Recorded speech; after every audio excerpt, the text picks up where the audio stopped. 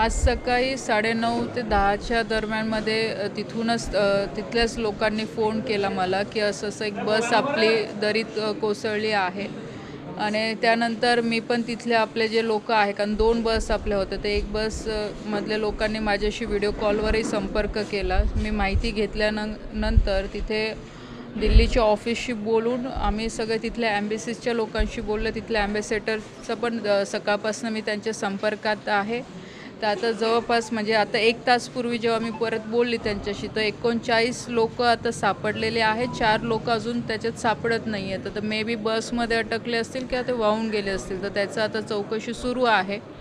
जे 39 आहे त्याच्यातले 5 लोकांची डेट आता त्यांनी डिक्लेअर केलेली आहे आणि बाकी अनकॉन्शियस आहे, काही मेजर इंजर्ड आहे. तर त्यांना पण 2 हॉस्पिटलमध्ये वेगळं हलवलेलं आहे. आणि रात्री